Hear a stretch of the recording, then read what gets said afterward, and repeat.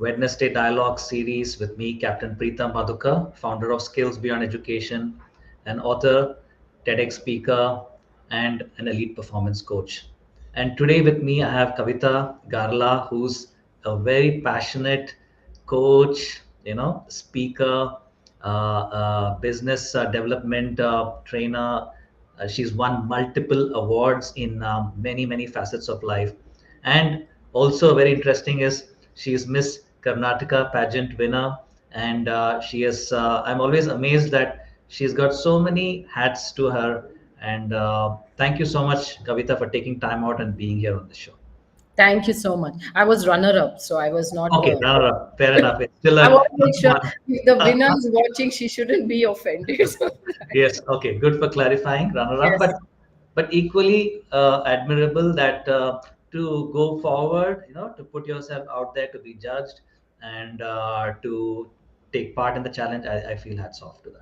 Yeah. Thank you. And I started all this late in life, so I wanted to catch up with too many things, I think. So, So even more, yeah, pursuit of passion. thank you. So, I mean, it's a very interesting topic we picked today. Passion and purpose, and your brand and your work is all about passion and purpose, right? And it's such a literally intoxicating subject in a way because everybody wants to do something about their passion, especially purpose. And today it's common to talk about these things. Yes. So, what does passion mean to you, and what does purpose? What do you mean by that? So for me, I always, I found this example very interesting. So purpose is a log, and passion is the fire, right? Passion keeps that log burning. So Mm. that's what it's for me, and I later in life I realized my purpose in life was I want to help people, and I didn't know how. And Mm. growing up in those days, right, the only way I understood helping people is I should be in an NGO, I should do social service, I should do this, I should do that. But then I realized growing up that, you know, everything that we do in life, right, we are helping somebody live a better life. Whether I was working in a hospital, I think I helped a lot of pregnant women make that decision on birthing and things like that. So for me, purpose is deep rooted. It's something I feel like some of us are born with it. Like, you have an intense desire. If you're a scientist, you want to invent something new that will change the world. For me, it was always about helping others grow, helping others better. And so that's my purpose. And the passions, for me, passion is the fire that I bring into everything, right? um, I feel like whatever I do, I believe in bringing in my 100%. Otherwise I don't do it. Even if it's cooking a meal, or I'm on in this conversation with you, I never take it for granted. I feel like I have to bring in my 100%. I have to be excited to be here. Mm. That's when the audience will want to listen to us, right? If we come here and just sit here with, that's not going to work. So that's what passion and purpose are, and that's how I want to live my life.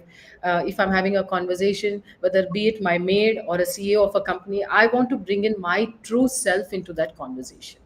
Superb, superb. It's wonderful to hear that. And I also would like to thank all the viewers, listeners who have tuned in today. I hope this will be an amazing session. I know it's going to be an amazing session. Thank you so much for taking time out, being here with us, listening in. And the chat is open. You can ask your questions, especially something that you're striving either to Kavitha or to me and or to both of us, and we'll be happy to take it up. Drop it in whichever channel you're watching. It comes up for us, and we'll take it from there. So, Kavitha, I like the analogy that you mentioned about fire for passion and the log, and I think the length of the log, in the sense like if it's going to fizzle out very quickly, maybe a purpose which is very short to something which is very long. I'm looking at it from that way, and sometimes people uh, struggle to find their passion, right? They're working, they're doing things. I remember a doctor who was, in his medical practice for 15, 20 years. And he said, now I want to stop. I want to get into theater. I want to be, act in plays. And he took up that because he said, I never got to do it because I had so many commitments at home and other things like that, right? So how do people find it early on itself in life if they could? I think, most times people say don't follow your passion early on in life because then you can't earn money. But I also feel like, I know many doctors, like what you're saying, right? They do the work, but they don't have the passion. They want something else. So for me, I feel like today's day and age, kids have so much more at their disposal, and even following a passion could become their purpose. So before it was follow your purpose and then passion comes in. Now I feel like most people, most of the younger generation are following their passion, and that's where they find their true purpose in life. And I feel like there's no one set formula. I Yeah. feel that a lot of introspection, of course, Mm. in what wakes you up in the morning, what gets you out of bed. And if what you're doing right now is not doing that for you, I tell people, start figuring out what is it that you want to do that gets you out of bed. Or if what you're doing now is what you have to do, maybe it's for money, right? Many of us have to earn that living. Then figure out how you can bring passion into it, how you can change the formula a little bit so you're excited to go to work, excited to do what you're doing. I feel like there's no formula. I always tell people, take feedback. Mm. Ask 10, 15 people in your circle, why do they come to you? That itself tells you what you're good at, how people see you, right? I have a set of 5, 10 questions that I ask continuously to my inner circle, my family, my friends. And then I figure out what are my strengths, what are my weaknesses, what is it that I need to work through. That I also come to know what is my passion, what is purpose, how are people seeing me, do I need to change it, is this how I want to be viewed to the world, am I coming across very selfish, or Mm. if I'm always asking, am I giving? So all these things give you answers. And I'll be saying this many a time, you are also a coach. Getting a coach or a mentor is the best way, because they see you in a different way. I spoke about it in my TEDx talk too, that the way they show you the mirror, no one else can. And a very insightful coach will be able to look inside you that you cannot see who you are. And that's how I came to know my passions and purpose, when my coach said, this is what you need to be doing. And in those days I was, I think, 42, and I still didn't have a dream. So it's only when I got a coach and mentor that a lot of things, sparks went off, and I said, what am I doing with my life? Mm. I need to live more purposefully, more intentionally. And Yeah. that's how, life took on a new meaning. I don't know if that made sense, but Yeah, that's. absolutely, absolutely. I mean, having a coach for sure helps. Sometimes people are very clear. I mean, like Tendulkar or some big musicians. Well, early on they're very clear, but sometimes we don't get that. So you need someone else to little bit nudge us, Yes. show us that focus light where it is. And like I remember one of my clients for a coaching thing, and her passion and rather her purpose that she was very driven to is to become a parenting coach, Hmm. right? And more specifically helping parents who got sibling children. I said it's fantastic. She said, I want to, my own pain, I want to bring it out so I can help people resolve such conflicts. So and she's very driven in that. So I think that's a well captured thought, bringing that passion, waking up in the morning without Yes. having to be woken up. You go to go come karna at times, Yeah, yeah. you get up and you go there. I think that's the beauty of passion, I think. The Yeah. one more thing that I'm passionate about is sales, Captain. So, but when I started working with my coach, I really loved the work that he did, and I ended up working with him. And I told him I don't want to do sales. I am not going to do sales. And it took a few sessions for him to actually tell me that that is my strength. My strength is speaking. And he said, Kavi, you're already telling people about me, about the work that we do, so you're actually already selling, so why are you hesitating to, I always sold in my life before that also. Then I realized sales is not, that word selling has got a bad connotation. It's more about telling. It's about telling people the good things about what you are trying to get. So I've actually, sales is my passion. I love it so much, and I feel that's a skill that I have learned from my mother. Though never worked a day in her life, but I would see if she believed in somebody or something, she would tell 100 people about it, made sure that person had sales. And that's what selling is. You don't need to. Then I realized, why am I running away from this? So even now, I do sales for trainers and coaches. I mean, I love business development, Mm. and I realize that the best coaches and trainers are not the best salespeople. They don't know how to sell themselves, and they shouldn't. They should Mm. have somebody else, doing it for them. Yeah. So yeah, that's Yeah, one of the I things. think it's an interesting facet to know about you and enjoy Yes, sales and I completely agree on that because I think if there is one skill a human being should really master and learn is sales, or you want to call it in any name like persuasion, yes, negotiation. I mean, it's the sale if the skill of how to convince your idea or product or service in a way, right? absolutely. And I think And that's then you believe in it, no, Captain. Like there is nothing. It's just you're talking about it, and it's up to the other person to actually want it or not. yeah. Like when you go to buy a television, I love listening to these people. Right, they're so passionate about the Sony TV versus the Samsung, and they have all the information. Yeah, So yeah, I love it. I love watching sales people sell, and the yeah. passionate ones are the ones who stand out and can make the big sales. Yeah, So yeah. yeah. In fact, I mean, just going off a little bit, the passion. There is one salesperson. She constantly calls me for some stocks and other things. I keep saying, okay, I'll probably think about it. I'll call me later. She will call me like 100 times or whatever. I mean, number of times, but very passionate. I was Correct. like, her, you know what? Why don't you join my team? I have been asked that. Okay. I would in my team. I know you're sitting for them, but join here. Yes, And absolutely. because the passion is there, the drive is there, they will do anything with. Yeah, and it's contagious, right? You need people like that in an office. Yeah, Otherwise, because it's the same product you're selling day in and day out. So you need somebody like that who's passionate and will take it further, come up with new ideas and yeah, brainstorm and things like yeah, that. yeah, Yeah. yeah. Did So she join your team? not yet. She's like she's somewhere else. But I would joke, you're really Okay. good. I think you're going to convince me, but you come on my team. Very nice. Nice, nice. So that's the end. Anyway, just to reintroduce, I have with me Kavitha Garla, who's a TEDx speaker, a coach, a mentor, and she's worn many hats in different industries. I think in retail, IT, hospitality, training and development.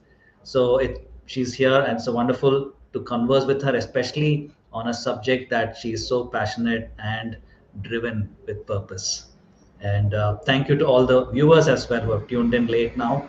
And it's an amazing session. Hope you stay tuned in till the end. We have some nuggets of wisdom coming all the way through, and do stay tuned in. So, Thank Kavita, what is your own passion? Oh my God. It is so difficult to put it down as one. Like I told you, sales is definitely one of my passions in terms of work. I love business development. You won't believe when I first started doing this, I used to do cold calls, Hmm. and that was, and everybody runs away from cold calls, right? I used to love it so much, Captain. I can't tell you. I used to wait to go to work, and I used to have a list of phone numbers. In those days we had HR and L&D, and you could call, and it just kept me awake at night saying, okay, what are they going to say? So sales is definitely one of my passions. And I think for me, during the course of the last 10, 12 years, I've realized that executive presence makes a huge impact on a person, Hmm. personally and professionally. So I'm very passionate about how people dress, how they look, their body language, their communication skills. Of course, a lot of this came from working with Ian Faria for 10, 12 years. He's passionate about communication.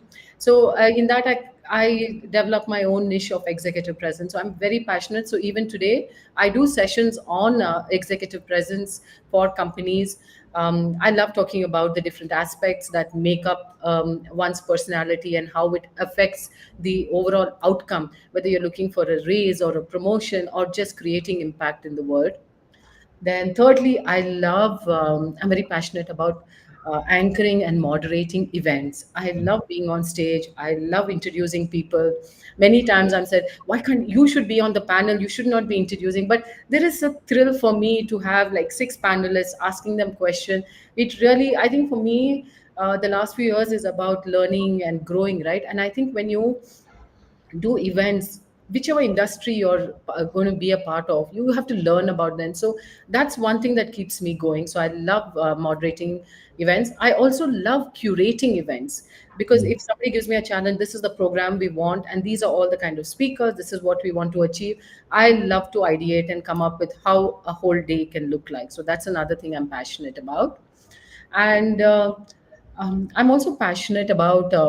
I took up modeling at the age of 50 on a dare from my children, who said, "You know what? You keep talking about all your missed opportunities. Show us you can do it." I said, "Are you guys crazy? I'm 50 now. I have two boys. They're in their 20s and live in London."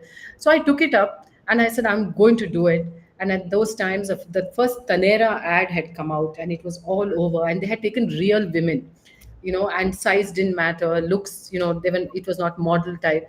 So I actually wrote in my diary that, I drew a picture of me in a Tanera ad, a billboard. I still have that book, and I said, I'm going to be on that billboard one day. I'm not on the billboard, but I and you know how the universe, what Shah Rukh Khan says, right?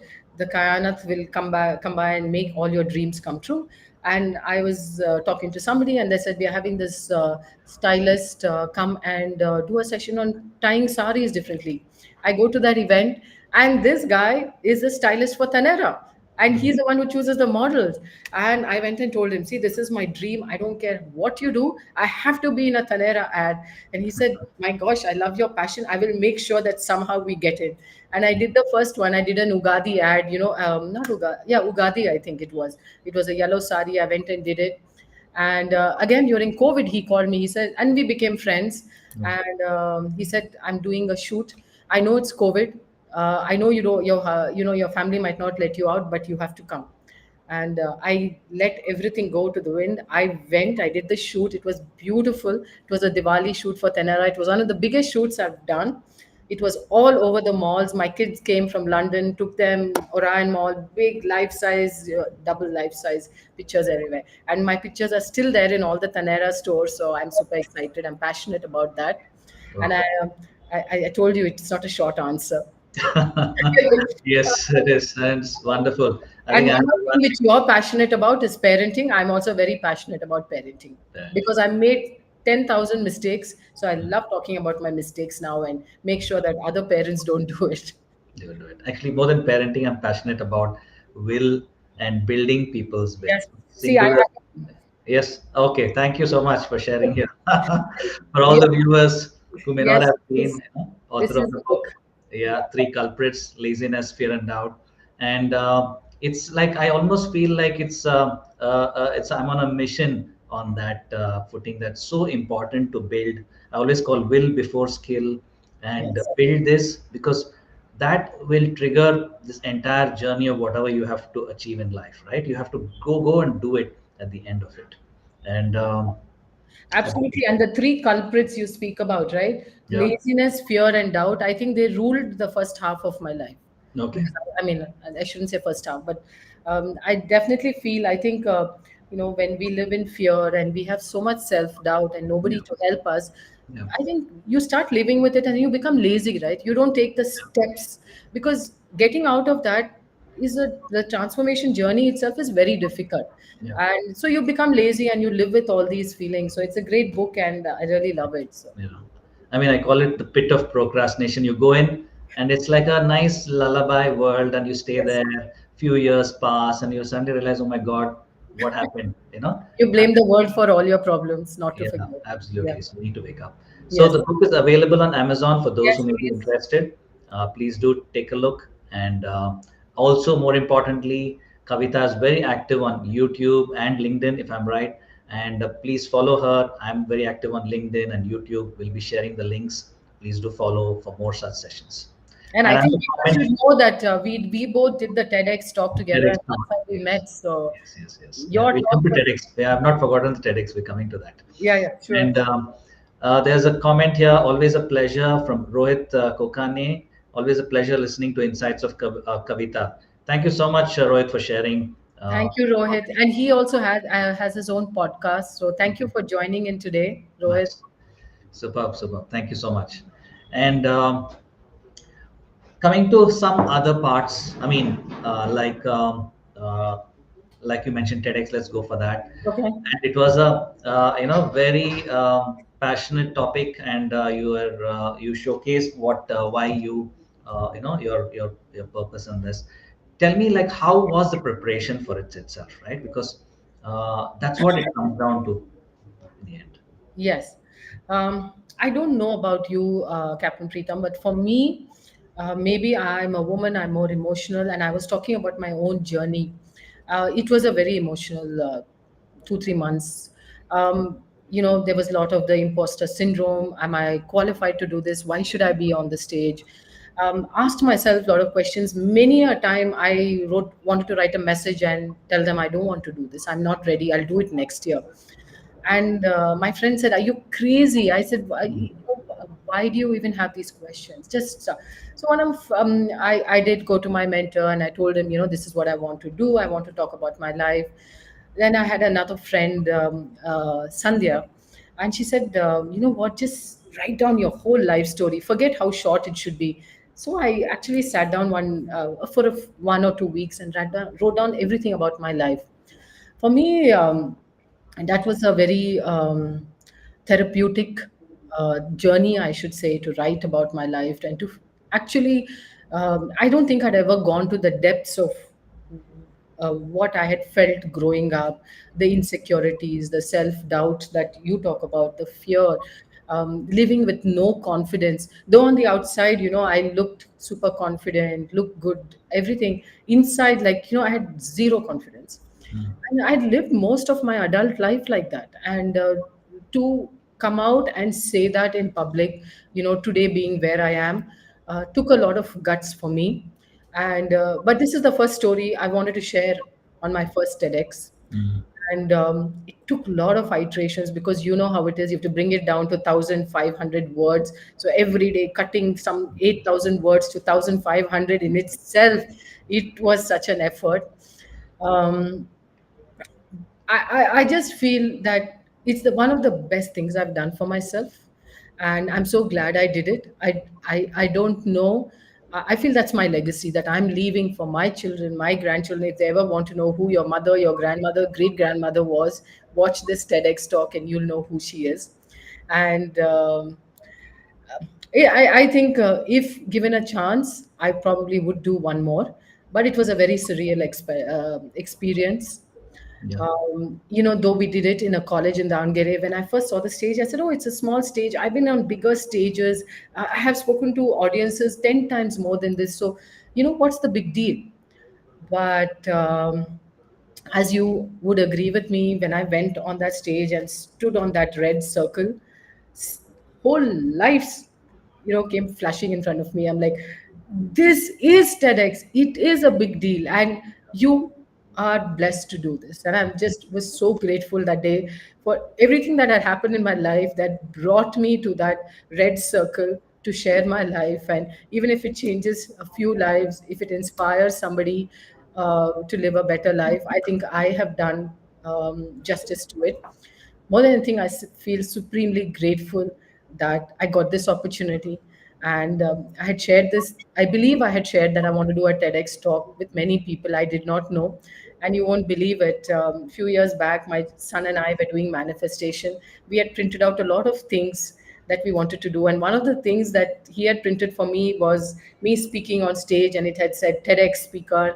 And that's still in that was always there on my bulletin board, and I saw it every day. And it manifested. So, Wow. how, I mean, Very inspiring. Very inspiring. I don't know how it was for you. It would be lovely to hear how you I felt. mean, for me, it was not as emotional like for you. I can actually see you, get emotional a bit here. Yes. But for me, I thought that was my moment to share my mission, my message, and in a way, it very nicely syncs with what you're talking, passion and purpose. It talked about the passion and purpose, passion that I came for sailing on the seas. It was like almost like it had taken over me. I possessed that I have to sail on the sea. Does not matter what it is, whether I'm mopping decks, forget becoming captain, mopping decks to repairing some stuff. I want to sail on the seas. And almost blinded, I would go seeking how to go about, what should we do, how to even become join a sailing career, or Indian Navy, Merchant Navy. It didn't matter to me. So that whole journey of passion, overtaking, and I think this is where the will part comes. You Yeah. know, passion is there. All of us have passion, but how many pursue it with will, with persistence, right? And to say that yes, this is my passion, I'm not going to let go, I'm going to go after this, chase with perseverance, and then maybe it becomes a purpose at some point, or it may be together, right? And so I would like to encourage the viewers to watch this on TEDx. Kavita, if you could share your TEDx title with me now. What was the name? It What was the title? Choices and consequences of success. Choices and consequences. Sorry, choices and consequences with Yes. Kavita's TEDx speech. You can go to TEDx and search that. And my TEDx talk was 3 powerful life lessons from nature that you can implement in your life, and you'll find the simplicity that how nature teaches us, and you can use that to find maybe your passion, persistence for sure, and your purpose in some ways. And I got some questions before we continue. We got some Yes. comments and questions. And there is from Ganesh Hi, Ganesh. Vancheswaran. How are you? Yes, Ganesh, nice of you to share this thought. Kavita, other than early exposure as a child to diverse themes, friends, and activities, what can be done to help them understand their purpose in life, at least by their teenage or early 20s? Very tough question, Ganesh. I can only tell you what I did with my husband and I did with our kids. I think we should, as parents, we try to restrict our children sometimes, right? You have to be a doctor, this, that. I think we should give them the freedom to think, first of all the things they want to be, and the freedom to explore. Most kids start off with, I want to be an astronaut, to then, like for my younger son, he wanted to be a lawyer. So we explored that path. Then he realized in college that he was very passionate about taking photos and videos. So even in college they formed a group, and a few of them, and actually started going to events and started taking photos and videos, and they actually became quite popular. My husband and I encouraged them to, it's called Frames in Motion, the company still exists, to actually register, to understand what it takes to have a company, to register a company, pay taxes, understand the law. So we let him explore that, and he actually had applied to become do his degree in filmmaking and all that. He wanted to do it. Then, but we said, okay, if you want to do that, that's what you want to do. But both of them were very clear they didn't want to be engineers. As much as my husband was very passionate that at least one becomes an engineer, both said no. So both did their BBA. But what I'm trying to say is we let them explore what they wanted to do. And I feel somewhere my son realized filmmaking is not for me. I want to do business administration. So he ended up doing BBA in Joseph's. Then he did his master's in Imperial College, and today he works in sales. Oh my God, just like me, and he's passionate about sales. So from being an astronaut, a lawyer, to a filmmaker, everything. Now he is in sales. So I feel like we should let our kids, give them the freedom, right? When they are with us, let them explore, let them experiment, make mistakes, and tell them it's okay. Use that as stepping stones to do things that they want in life, because you don't want them at 25 when they should be looking at a job, earning money, to say I want to experiment now. Give them the space and time when they're living with you, when they're young, to say, okay, you want to do this, go try it out. It could be art, it could be sports. Encourage them. If they feel like they want to be the best football player in the world, give them all the means, put them in all the classes, and see, maybe they could be. So that's what I would say, Captain. And thank you, Ganesh, for the question. I hope Thank I you. answered it to some extent. Yeah, I mean, just to share some perspective, Ganesh, just to share the things. Uh, like the age that I typically work is 14 to 24, I call it, Yeah. And one of the advice that I give to my the parents of my community is the two mantras that you need to keep is trust and support, especially in that age group. That means trust their decision and support them. Most of the time, parents, when we say, I think you beautifully captured, give them that freedom, follow your passion. Many times, parents will say, Follow your passion as long as it's mine. Yes. Follow Yeah. your passion. Otherwise, if it's not mine, then don't follow it.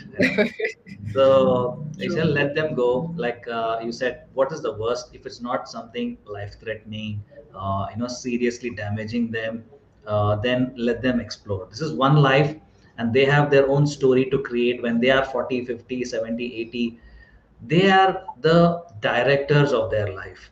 And can we make them or enable them to take charge of their life, enable them to direct? Maybe they are directing it in a movie that the parents are not happy. They are maybe a path. Let's take and allow them that confidence, right? And ask them, what can I do to support you? Okay, you want to become, like you mentioned, become a filmmaker, or get into movie production and filmmaking. Then what do you want? Okay, you want a camera? Take it. Let me see if I can get you a camera. Or do you want this knowledge? Join course. So I think my thoughts are on that. Second thing, just to add, is between the age of 14 to 18, from my own studies and research has shown that the first seedlings or first seed of passion is sown there. Yes. Just that little bit. Maybe you spoke to some known uncle of yours, auntie, or some grandparent, neighbor, read a book. Those first seeds are sown. At that time, the children want to experiment. At that time, parent is an adult too powerful to overcome, right? And they can obviously overpower a child's passion. And if that time they just give that seed, I always call it like a parenting is like a farming, like a gardening, where you give that little bit to grow, and once the passion is grown to a good extent, then they will take over. No need, the world need not stand with them. They will go ahead and shine like a star. Absolutely. So, yeah, I think just my 2 cents on that No, I topic. think the word you use, right? Trust is so important for your child, especially in today's world, right? Children have so much more, and the outside world is always beckoning them. So I think as parents, if we can build that trust in the relationship, that they always come back to you, right? I think by letting them live their true purpose, their true life at a young age, I think we build that trust with our children to say we are there for you. And I always tell my children that don't worry if about failure, because you have us to fall back on. As long as we are alive, we are there for you. And help you figure out. We are with you as a team. So it's like teamwork, I think, as the children grow older, to be parents. Yeah, super. I think I completely agree on that. There's one more thing I think which probably sometimes parents may be thinking about is how do we differentiate passion, which comes, to the fickleness that comes where people keep switching in the name of passion, right? They say, "Oh, I'm passionate." Day after tomorrow, what happened? You were passionate. Yeah, I was, but today I'm passionate about something else. Okay, fair enough. Go for it. After a week or two, okay, no, no, that passion is gone, or no passion has come. Right? This is also happening. The fickleness has increased, and we blame it or put it on the passion as such, right? So especially this is there with youngsters. They are going through this kind of challenges. So what are your thoughts on that? No, I was going to ask you, what do you do when this happens, right? Yeah. Because parents are, the bandwidth of patience is only so much, especially the teenage years. And if you have boys, I think it's very tough. Mhm. And I know those were my worst parenting years, when my teenagers were there and my older one did not know what to do. And so, I mean, you are a parenting coach, so that's why I wanted to ask you, what do parents do when children are moving from one thing to another and are not sure what to do? Do you believe in those? I know my son did something like a Q&A kind of thing, like a survey, where all of us had to fill out one questionnaire, and then it comes to like, what is your child good at? Do you believe in that? Not fully. I don't. But what I do say is, when the child picks something, persist that they stay with it for some time, not go back on the first dislike moment that comes. Because anybody who's achieved anything in life will dislike that for a period of time, right? It's almost like a test, you can say, right? Even the best musicians, if I go and speak to them, they'll say, no, I went, but after I hated it, after that I started loving it, right? Correct. And same with me, I wanted to go to sea, and then I'm having seasickness in the day when I'm wondering where the hell did I come and get stuck in. And but at the same time, over time, it faded and I started enjoying it, right? So what I say is allow that little bit. Tell them, guys, if you're taking, go for it. Stick with it for some time. I'm not saying don't change. And then after that, you've tried and tried for a couple of times. Then you can say, okay, fair enough. This is not what I want to do, right? It's not because of want of effort. If I always ask, I say the laziness test and the fear test and the thing, if you're not changing your passion because you're lazy, if you're not changing your passion because you're scared of something in the future, or you're not bored because you're bored, because you're just finding that this is not it's not really stirring that what you're speaking, then ask them to change the path, right? But this is where parents have to come and say, you have the right to change. It was your choice. I trusted and support. Stick with it. Fair enough. I will help you with the next one. I also feel like maybe we should like give like say, okay, you get three chances to do what you want. After that, maybe as a parent, I need to step in and say, Yeah, you yeah, know what, that's a this good is one. how. It's a Yeah, good one. because then they know once they reach that limit, Yeah, kids like that, right? And then they know that the decisions will be taken by the parents. yeah. And And I they have to think also. Yeah, and they have to. They know that they'll be more guarded on the usage of their choices. absolutely. And of course, I come back to my mission: build their will, so they stick with it. Okay. I think you have to do a session on that for children. Maybe we can talk about that Build their separately. will, yes, build their will, because then they are sorted for life. And whatever they pick, at least they will try. Not that we have to be right in every decision, but at least they will give their heart and soul and say, okay, I did, and it's not for me. Yeah. Also, it's important, I think, for children. Ganesh, you brought up a whole thing Discussion, about. I think it's a whole topic. I guess Yeah, Ganesh's question is like we should have another session just on that, I think. I feel we should. I love parenting topic. Yes, I'm Another all. thing I think, I mean, just wanted to leave this. I spoke about it in my TEDx talk also, is about helping children understand that failure is not an end point. It's a teacher. And it is a catalyst for building resilience and perseverance that you were talking about. And I always say every setback is a setup for a powerful comeback, and within that lies the magic that shapes the future you. So it's okay to fail, because every success story is lined with stories of failure, and that's where people have learned and become successful, right? Yeah, It's without failure there has not been any success anywhere, I would think.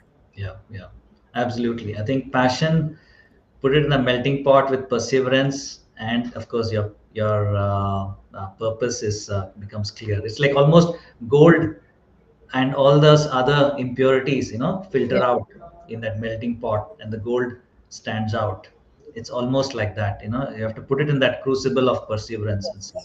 Yeah. absolutely. So I have Stand. another Yes. question from Saurish Ghosh.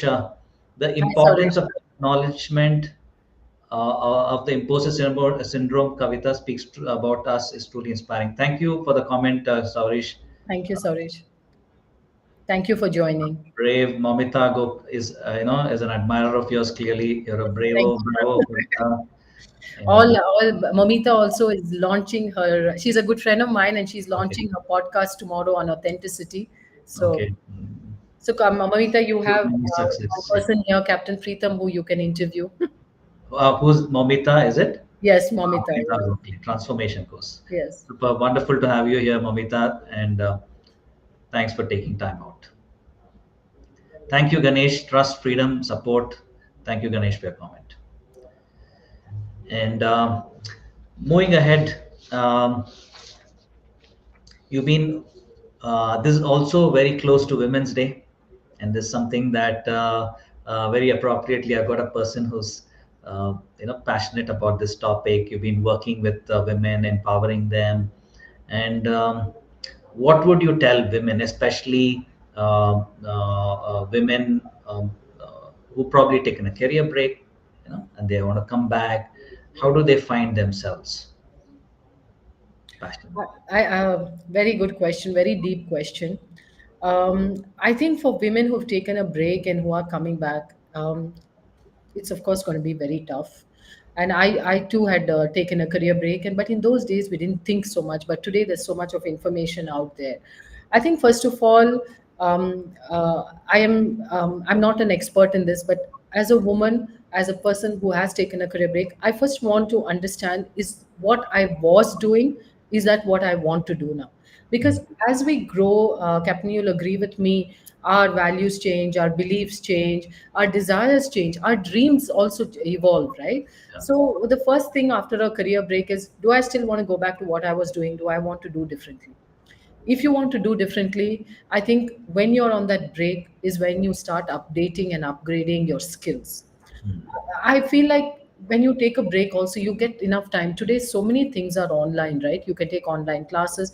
Always have that growth mindset and attend as many sessions, as many these kind of programs. Just listening to somebody could inspire you. So I will say update and upgrade your skills. Start taking classes on communication skills, on leadership, on working in teams. Join networking places, join Rotary or join other clubs like I think Toastmasters is there, BNI, all these places, right? Start going to all these events, start meeting people. You start getting ideas of what people are doing in your industry, outside your industry. Start talking to your old bosses, your peers, and saying what's happening in the industry. Do you think I fit in? Do you think I should be doing? So for me, the feedback is really the breakfast of champions, like they say, right? uh, for me, talking to people, and especially your peer group, and understanding, well, when you were working together, is this what they saw in you? What are some of the strengths that you have? What are your weaknesses? I think we should all start working on that. I think these are some things women on break and who are getting back should start doing. Don't jump straight back into what you are doing, because if you had a child, maybe you have maybe a few more things you need to do at home. So maybe you cannot spend that much time. So what else can you do? So I think we have to work. Each one is different. Each one's work is different. So this is basically what I would say, Captain. So if I could recap in a way, they don't jump to in a quickly, right? And Yes. they connect with people, connect with different viewpoints, and see what's happening out there. And then, would you say try it out for a little while? Yes, I mean, but do a lot of research before you get Research. back, right? Many women I notice, they get back and then they realize this is not for me. Mm, And what happens? Then again, you're quitting. So instead of that, do a little more procrastination. This is a good time when you've taken a break. I know I've met many young girls in the last 1 year who've taken a break because of children or children growing up, in laws not being well, and who have realized that they want to completely change their career path. That means sometimes it also means going back to college or taking few extra courses, but they're all thriving now and they're very happy, right? They are doing what they're passionate about, what their true self believes in. They're following their dreams now. When we are younger, maybe we didn't get the opportunities, but now after the break, maybe opportunities are different. mm. And you also mentioned that you work with this NGO called World of Women, Yes. and could you share a little bit what is the work that you do? So in those, this was a long time ago, not so long ago, maybe 8, 10 years ago. A group of us friends, we were talking one day, and we started this NGO called World of Women. Our whole purpose was about menstrual hygiene, and we also did a lot of sessions in the rural areas where we would go and talk about menstrual hygiene. We would also teach them alternate ways of dealing with menstrual pain. Most of us pop a tablet, so we started teaching these young kids and women yoga. And we also distributed sanitary napkins, 1 years of supply. So we did a lot of sponsorship events. We did fundraising. It was actually one of the nicest things that I have ever done. I think it really gave me um, that it's another thing that lights up in you. It's another, again, a passionate thing, right? When you're doing this selflessly, you have no ulterior motive. It's not at all for yourself, it is for the people. And there is no money involved. You're not taking any salary for this. You're giving your time freely to this. I think as we grow older, I think more and more people should think about ways to volunteer and give back to society. So now currently it so happens, I've come back to this world. I'm working with Sankalp Yoga Shala. My yoga teacher, her name is Suma Ramesh. She wants to educate children, especially in government schools, rural areas. What is menstruation? because most of us don't understand what it is, right? We know, we believe, we have pads. Now parents don't usually explain, especially in rural areas. So we're bringing that education to children to help them understand what is menstruation. And she is totally against medication, so she wants to set up what is called a red tent, where it's a safe space for children who have their periods to come to do their yoga, to rest, and not to pop pills. That's the most important thing. And also about using reusable cloth napkins. A lot of men in the audience, but this is something that all of you should know. It's very important. Sanitary napkins have a lot of cons to it. There are a few pros, but I think the world is moving towards reusable, sustainable. So this is something I've just gotten into, Captain. So if anybody in your circle, any school, anyone needs it, please let me know. You could help me with that. We want to start in a big way, especially in summer. Schools are closing. We want to set it up for next year. It's going to be called the Red Tent. Red tent, huh? Yes. Okay, super. Fantastic to hear that. I hope the audience listening in can Yes. reach out to Kavitha. She's active on LinkedIn and YouTube And and, Instagram. and Instagram. Sorry, Instagram. Instagram is my alter ego. I'm a Gemini. I have many personalities. I More always, than to spread yeah, across the yeah. social. I tell people Instagram is for my fashion and my clothes and everything. LinkedIn is for my work. Facebook, I'm not very active on, and I'm getting back on YouTube. I was telling you I want to get back into my passion and purpose interviews. So that's Yes. something I want to do. And if you or anyone knows anyone in the television world, please put me on. I want to take this series to television. So, Superb. I think it will be a hit for sure, Kavita. And with the passion, that energy that you're bringing in, I think thank it's going you. to reach for the stars. Thank you. Thank you. And the modeling, I'm sure. Yes. How was that journey to go into modeling, and especially, starting off when people are like, saying that, oh, I'm done with things like this, and you going on to be Miss Karnataka, runner up. How was the whole journey? Here there was a lot of imposter syndrome, because you can imagine a 50-year-old woman, not with the zero size, and going into this world where everyone and everybody seems perfect. It was quite scary, but I really believe that this is what I wanted to do. And I truly believe that when you have that passion, when you believe that this is something you want to do, confidence just comes. Mhm. The glow that a lot of people say your face is glowing. What do you do? What is your skin? I always say it has nothing to do with that. It is how I feel about myself on the inside, which comes out on the inside, outside. And that's what I took to all the assignments. And one thing I was sure is I want to be comfortable in who I am. And I always told all these people before, I am not size zero. I will not fit into that. If you're okay with me, I will send you my pictures. Then only, call me, because don't call me there and then make me feel less than perfect, because I think I'm perfect the way I am. I think anything we do which is out of the ordinary or different, having a good network of people around you, surrounding yourself with people who believe in you, is so important, Captain Preetham. Yeah. So, like, when we do the TED talk, we have our families with us. They truly believe that we belong there, and that itself adds so much confidence, right? Just like that, I found some really great people. I've always attracted good people in my life, and a lot of my friends say it's because of who you are that the right people come. So even though I had a lot of fears about everything, I think the shoots just went well. And I had told them beforehand, this is who I am, and they had accepted me and taken me. And so every shoot I've done I feel has come out well. And I feel like every where it's International Women's Day week and everybody's celebrating, invest in yourself. And that's the theme this time. One of the things I did, Captain Preetham, the first thing that I did for myself when I wanted to venture in, I did a photo shoot for myself. I paid for the photographer, the designer, the stylist. I invested in that because I really wanted to see, am I capable? How do I look in pictures? Yes, I'm good looking. I've always been told that. But, it's a different, whole different medium that I'm getting into. That was one of the best things that I did for my ego, my self belief, my confidence, is to do this shoot. So many a time when I talk to women in women forums, I say, if nothing, get a professional shoot done for yourself. You will feel so good about yourself, because at the end of the day, when you look good, you feel good, it comes out in all the work you do. Even if you're a corporate trainer, or you're a coach, when you're feeling good about yourself, you it translates in the work that you do, right? Yeah. So one of the things I want to tell people, women especially listening to this, if not today, in the future, get yourself a professional photo shoot and see how you feel about yourself.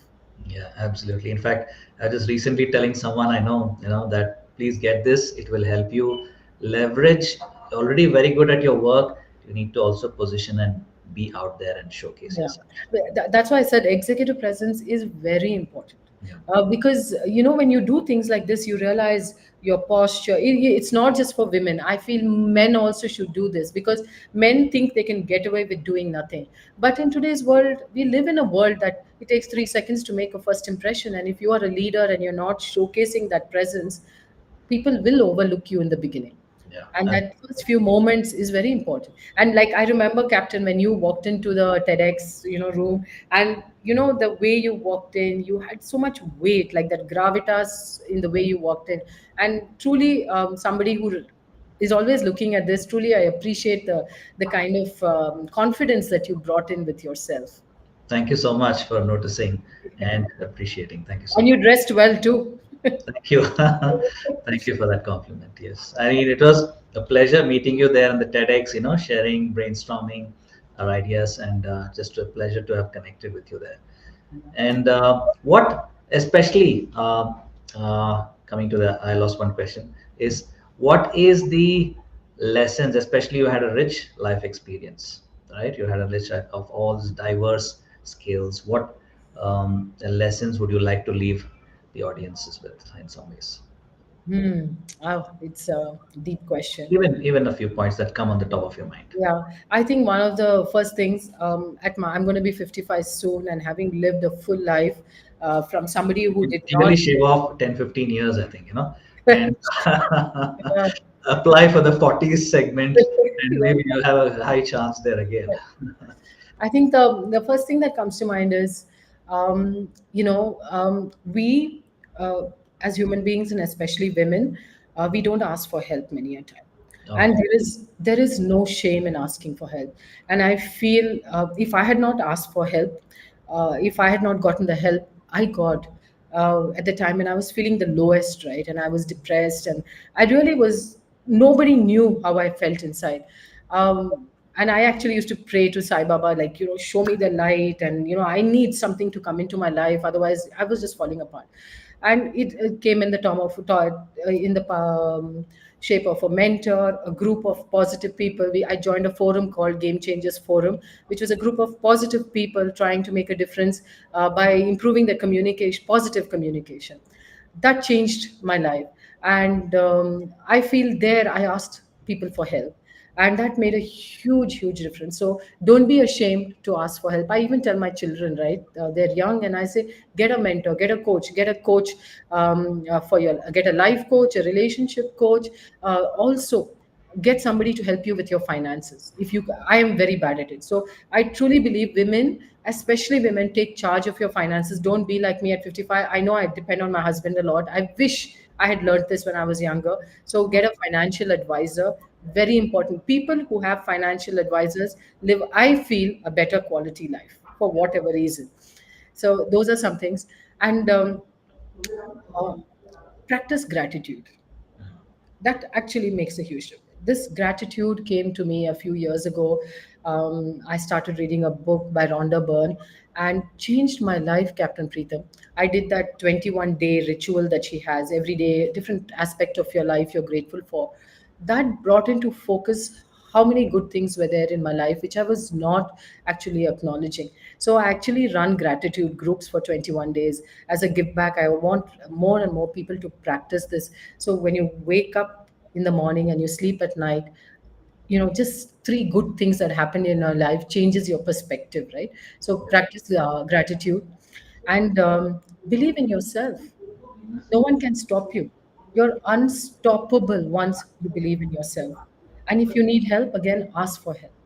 And so many coaches here, Captain Preetham is there. So, reach out, build a strong network. yeah. At the end of the day, it's your net worth is your network. And I've truly realized that. Having reached 55, I have a network from my childhood to now. And I know for everything that I go through in my life, I can just reach out to somebody in my network and they're there for me. Because for me, networking is all about giving. I believe in Zig Ziglar's principle. You will get everything you want in life if you just help enough people get what they want. And everything I do, I live on that principle. So give back to community, help people when you're networking, because you never know when your network comes to your help. And I think COVID taught us that, right? You Yeah. knew the people in your life who actually came and helped you and were there for you. So these are some of the things that come top of mind. I'm sure there are many other profound things I Sure. want to say, Yes. which Yes. I Which will may not have come right now. That's why you have to reach out to Kavitha and yes. pick her brain, of course. And I mean, it reminded me, one thing that you kept talking about. It reminded me of this word that I mean, it's like a saying where we say, "Choose your pond carefully." Oh, yes. You know, Choose who you and swim with, I guess. because what I've realized, the fish cannot change the pond, but the pond will change the fish, Absolutely. right? So if you choose your pond carefully, that alone will remove you from at least 50% of whatever challenges you may be facing. The mindset Absolutely. of people, of Yeah. course, the mentor is like a big pond by themselves, and they can pull you out quickly. But otherwise, also change your social circle. If they are pulling you down, find a new pond, right? And that's the best thing you can do for your life, I would say. Yeah. Absolutely. And I think because of COVID, we are on part of so many WhatsApp groups. And I never find, and a lot of people say, I want to be out of this. But there are some groups that have actually pulled us along, and we should be there, give back to that community. Yeah. Like I see Deepika, and a lot of people here, we're all part of this huge community called She Mantra. There are 500 coaches and trainers, all women, Mm. led by one lady, Shilpa Ajwani. It's a community that gives and gives and gives, and it all depends on what you give at the end of the day. Yeah. And if there are people there to take, there will be. But I think we all should find our tribe. We'll have more than one. It cannot. It just doesn't have to be one. Yeah. But we should find that and stick with it. And they are the ones who will come to you when you need help. Yeah, absolutely, absolutely well said. And I mean, this has been an amazing session. Hope all the viewers and listeners have had as much fun as I had, and learning all these things. And do follow this channel. Do follow this channel wherever you're watching. And so there's more such amazing sessions coming your way. And there's a comment. Thank you, Archie. Thank you for your comments. My pleasure. And Captain Preetham, we have 1 minute. Can I share? I please, wanted to share this acronym that I always use for passion. Is that okay? yes, please go ahead. Please go ahead. Spoke so much about passion. So Yeah. for me, P is about your goals, your interests wholeheartedly. A is for aligning your actions with your values, and taking inspired action is very important. You can't just have all these dreams and goals and not take action. S is stay open to new experiences and opportunities that come your way. Because it is outside your comfort zone, don't say no. Please, please always stay out of your comfort zone. Then the next S is surround yourself with supportive, like minded people, like we were talking. Keep your network big, diverse, and close. Invest in personal growth and development. That is so important. And most of us don't do that because we think it's an additional work, it's a burden. But please invest in yourself. And the time is very short, so optimize your time and the energy that you put into things. Put your energy where it gives you results. Yeah. Don't waste your energy. And the last one, N, very important, especially as you grow older. Nurture meaningful relationships and connections, and have deep meaningful connections with people, because in the end of the day, it's your friends that who are going to keep you alive longer. Sorry, I took some more time, but thank you Yes, so much. it's always a pleasure. I'm always insights help. The very idea is to give a lot of value to the listeners.